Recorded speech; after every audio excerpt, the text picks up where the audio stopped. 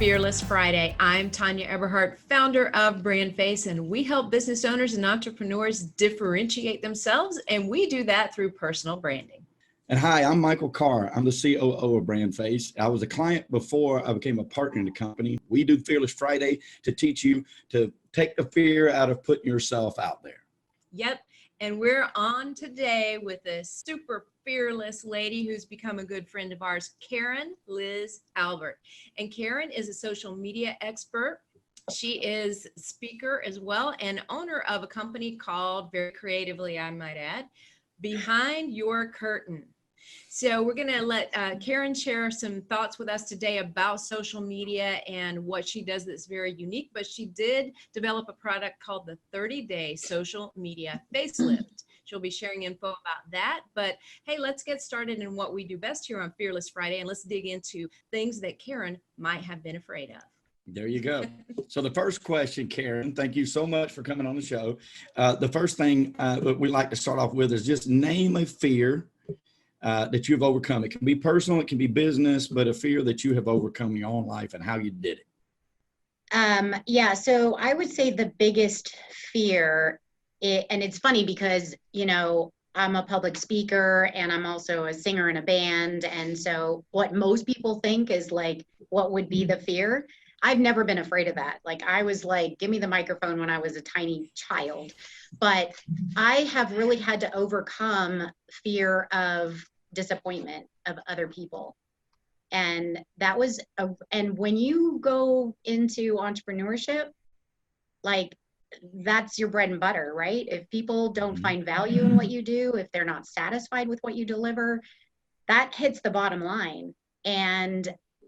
But I had that level of, I have to over deliver. I have to make sure that people find value. And there's nothing wrong with being passionate about that, but it has to be healthy and you have to have boundaries around it to where I actually had to really work on putting myself first and knowing that I'm adding value to myself first as a business owner. And, you know, I still work on that, but it's funny, like if I get the littlest inkling that a client might be unhappy with me, like I got to go for a walk. Like it's crazy how much I get impacted by that, you know? And then when you get in that space, it's like you start to lose sight of the real big picture objective, you know, that they hired you for a reason, you know. You need to step into that confidence level that you are that subject matter expert. You're the one they're looking to for guidance, and you kind of start to lose sight of that. It gets a little muddy, you know, when you are kind of getting into that paranoia stage of, did I upset you, or are you happy? And being that people pleaser person that as a Libra I am, you know, and I've had to really work on that over the years. But I'm really excited to say that I've fired clients and been like, peace out, you know, this isn't working. Not working. It is a part of it sometimes, right? Yeah. It is. It really is. It is. And it's a maturity level you have to reach through letting go of, like you said, the disappointment. That's a fantastic answer to that question, though, because nobody's ever phrased it that way. Right. And I know exactly what you're talking about. I'm a people pleaser as well. And I don't want somebody being disappointed with how we do things and how we deliver. And I think, fortunately, you know, that is just what happens when you care. Yeah. When you care about the outcome for people. And it's not just about how they see you, but it's, hey, did that really work for them? Yeah, it's like you can't take on, not to put words in your mouth, but you can't take on the fear of their disappointment, right? You can't take that onto yourself. Number one, it could be misguided. It might not be that way at all with the client, and you can't make assumptions. You know, yeah, that's a great answer. That's a pretty vulnerable way to open the show. That is. Oh, yeah. I mean, I think honestly, anybody who sits back and says, and that's an entrepreneur and says, oh yeah, no, everything's great, I've had no problems. Like, I mean, that's just, yeah, okay. Right. That's You're right. really not living in reality. But, you know, I think going back to that point also is, just recognizing the type of client that you want to work with, and then starting to attract that type of clients, because it's important for us to know like the signs and the signals of the high maintenance, they're never going to be happy, that scope creep, they're going to want everything for nothing. Like, you can check the boxes. And over time, I've been doing this for over 10 years, and I have like gotten a point where first conversation, right? I'm like, yeah, I've just checked 5 out of those 10 boxes. And, Peace out. love you, wish you all the well, but this ain't gonna happen. Right. Yeah. And that's just a part of recognizing it. So that leads into the next question. Was there any one experience or any person in your life that has taught you to let go more of that fear of disappointment? Yeah, so I would definitely bring my mother in as that person for me. My mom, unfortunately, I lost her to cancer really fast, like 3 months back in 2010. But before that, she was my best friend. We lived together. She helped me raise my daughter. She was a federal court judge. I mean, she was such an incredible inspiration. And her story is so inspiring that she never went to college. She was married, stay-at-home mom, and then she decided to get a job, and she was working as an assistant to a lawyer, a secretary. And the lawyer was like, "You are way too smart to just be a secretary. You need to go to law school." And my mom was like, "I can't go to law school. That'll take me like 5 years, and I'll have to go at night, and I've got kids and all this stuff." And she goes, "I'll be 35 by the time I graduate." And the lawyer goes, "Well, you're going to be 35 anyways, so you might as well be a lawyer." That's a great answer. What? And she went, "Okay." And I mean, not only did she do it, but she graduated magna cum laude and valedictorian, and she dove into that head first and was able to just continue to increase in the ranks. But she was very, she kept such humility about it, was very vulnerable as well, and talked to me all the time from a young child about her fears and what she was going through, and how she would say to me all the time as a judge, she'd be like, "Karen, I swear to God, I feel like I'm going to walk into a room with these other judges someday, and they're going to figure out that I don't know what the heck I'm talking about." And I was like, "That's never going to happen, because you're brilliant and you do know what you're talking about." But that it's just sort of, we always have that. It's always in the back of our mind. There's always that fear of like, am I really as good as everybody else thinks I am? And I think that just seeing what she went through, she was nominated to the federal bench before Clinton left office, sponsored by Dianne Feinstein, and was going through breast cancer at the same time. And she just was like, "I got to do it. I just have to do it." And so when I look at maybe the little things that I might look at as roadblocks, she just is always like, she's on my shoulder, like, "Nope." What a beautiful story. Yep. Dissolving those fears. That's fantastic. That's really good. All right. So the next question is, if your peers or competitors have criticized you in the past, how did you deal with that?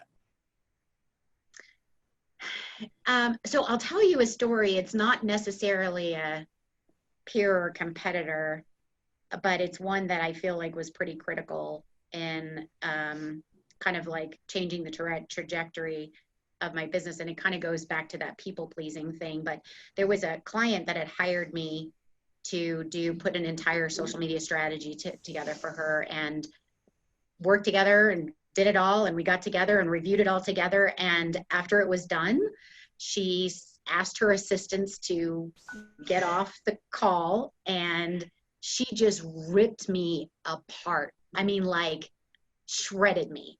She was like, "I've never seen anything so unprofessional, and this is that." I mean, and I was like, "Oh my God." And she was a New Yorker, so you can imagine how gentle not she was being with all of that. And I had never had that experience before. I mean, there was like F-bombs and I remember getting off that call and I was done. I was like, I'm done.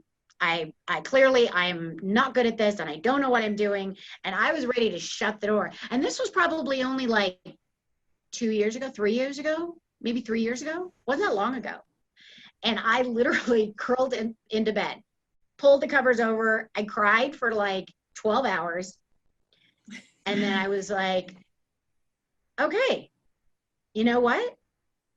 I'm going to take every criticism that she made and I'm going to look at constructively, what can I do to be better?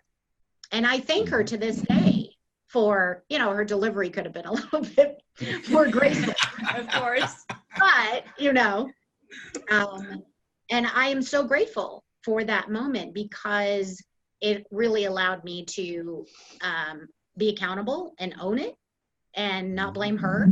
And I upped my game as a result of that. And it really changed the trajectory of my business and what I do and what I offer now and who I work with and all of that.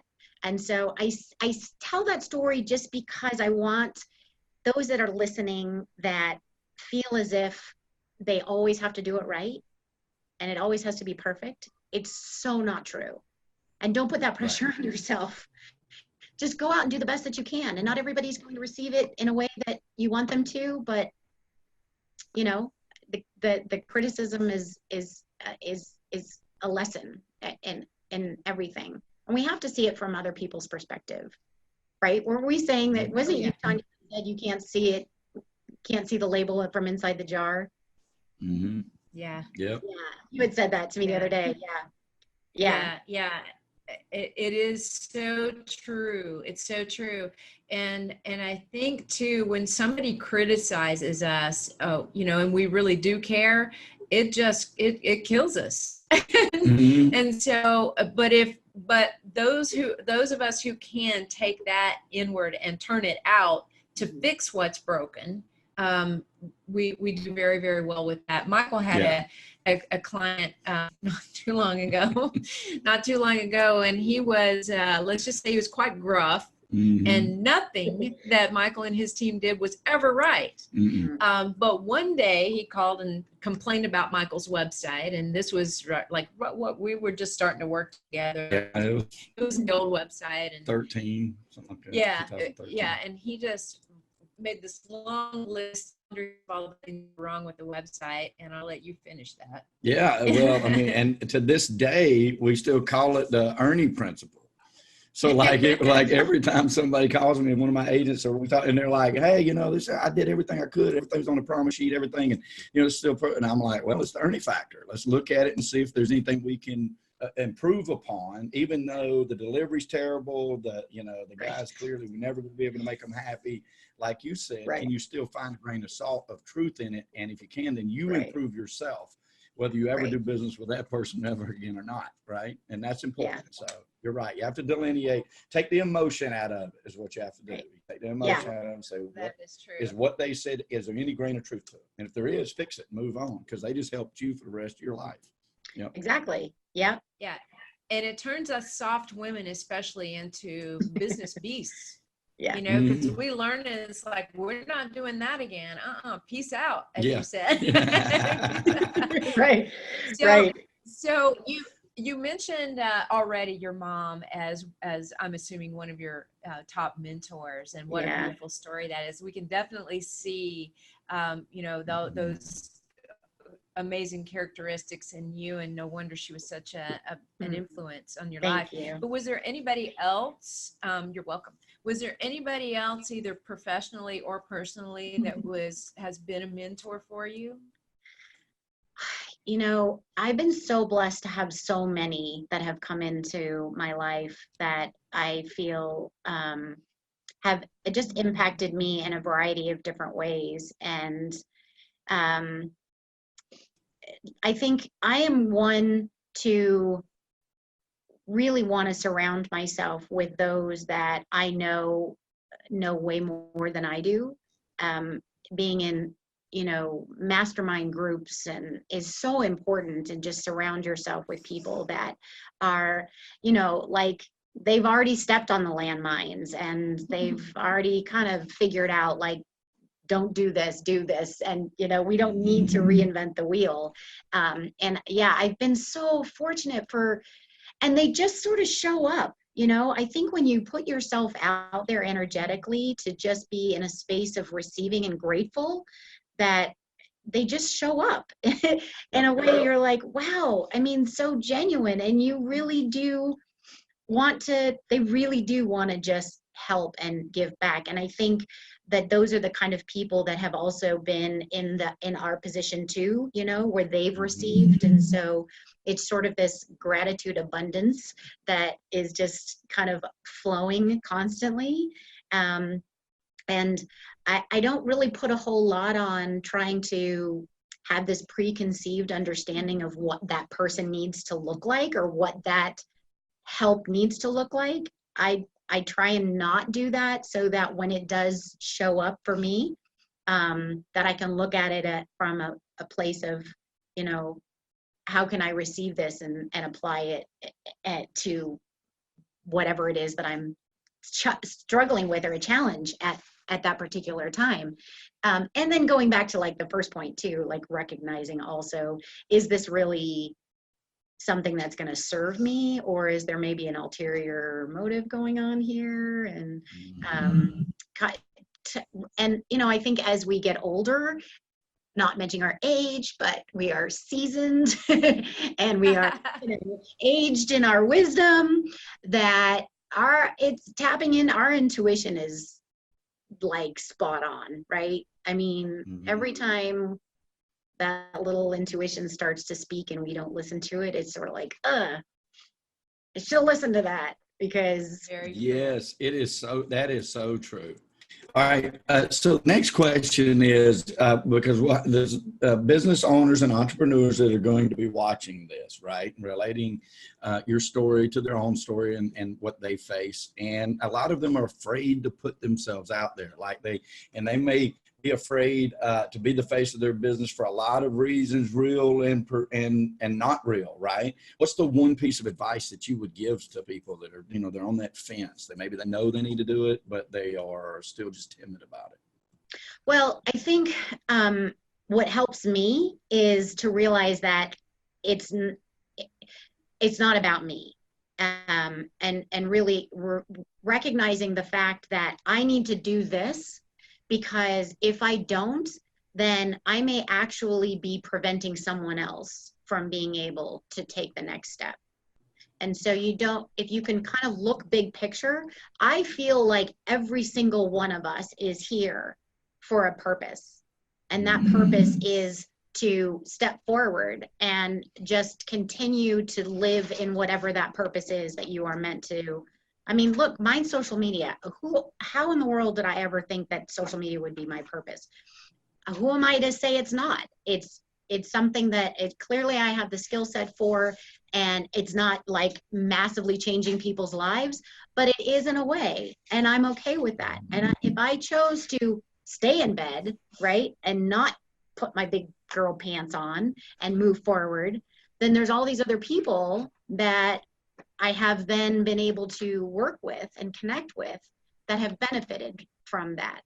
And so I have to kind of look at it when I get all about me and in my head, and I just have to sort of like, and I do have an incredible relationship with the Lord. And so I just continue to tap into him and ask him, like, okay, I'm sorry, I'm making it about me.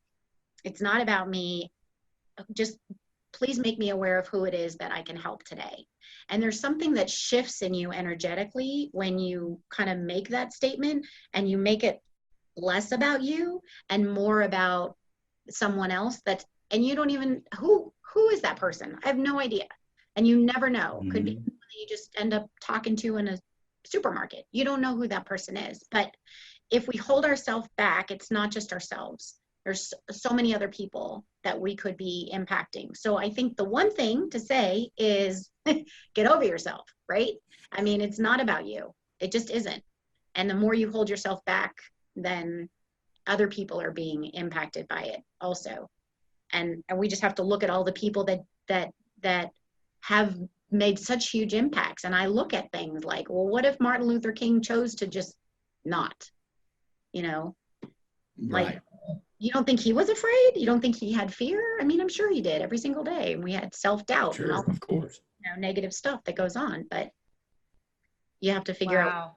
more important what's But great. thank goodness he pushed Yeah. past that. Yeah. I know like with my company, it's the name, my real estate company is Michael Carr and Associates. And so it had my name on it. And one day before when Tanya was pushing me into say, hey, you got to be the face of your brand, be the face of your brand, be the face of your brand. I was concerned about that. But then one day it dawned on me, and I think the Lord gave this to me too. That he said, look, your name is on the door, but it's not about you. It's a total different entity. And that entity does exist to help everybody else that comes into that entity that either works for that entity or works with that entity, right? So it isn't about you. It isn't. Well, you put your face on the brand and you put your acumen out there, right? And you try to follow that ethical, moral compass and hard work ethic and things like that. But it's so you become an example of it. But the company itself is its own being, and everybody has to look towards how they can help that entity, right? And I think there is strength in doing that. And even if you're a one-man shop, right? Because like you said, how many people could you help by your skill set? And how many people could you end up not helping if you didn't step out on your skill set? Right. We tell our clients all the time, you know, the personal branding approach that we take to things is, it's not about look at me. It's about look at what I can do for you. And just turning it right around, putting up that mirror and reflecting it back the other way. And that's what's important. And what you just said might be one of the most meaningful moments we've ever had on one of these Fearless Fridays. Yeah, for sure. Oh, wow. Oh, I got goosebumps. Yeah. So did we. All right, well, I can go drink now. My day is done. Friday happy hour somewhere. That's right. If only we were in the same city, we'd join you. Right, exactly. Sure. Yeah. So Karen, I want you to tell everybody, like, where did the name Behind Your Curtain come from? Tell us a little story behind that. And then I want you to tell people what you do and how they can reach you. Okay, great. Thank you. So, backing up a little bit from the name, just to kind of give it the fullness of that story. Before I started my company, I was in the corporate world and then lost my mom, right, 2010. And that literally caused me to completely reevaluate everything I was doing in my life. I mean, like everything, all the stuff that I felt that I had attached my sort of, you know, value, and being in the corporate world, you attach a lot of what other people think of you, your boss, right? How much money you're making, all of that stuff defines you. Oh my God, I didn't even give a crap about any of that after she passed away. So I left, parted ways, wanted to do some soul searching, figure out what was my purpose. I had no clue what I wanted to do at all. And so as I'm in my soul searching stage, I have a really good friend of mine who was at a nonprofit organization. And so she came up to me and she was like, I got a fundraiser and it's in 90 days and you're not doing anything. And you know that Facebook thing, because I had worked on Facebook in the corporate world. So I was like, okay, I guess. I mean, she really didn't give me the opportunity to say no. So 90 days, fast forward, total success event. And the real estate agents who had donated the space came up to me and said, so how much can we pay you to help us with our social media? So I say that because that's that whole like, oh, I could have been, oh my God, I can't do that. I looked at it like, that's opportunity knocking right there. And so I rolled up my sleeves and put a proposal together, and like, that's literally how it all started. And I made a bazillion mistakes, and I still do, but you know, it's all just hanging on for the ride.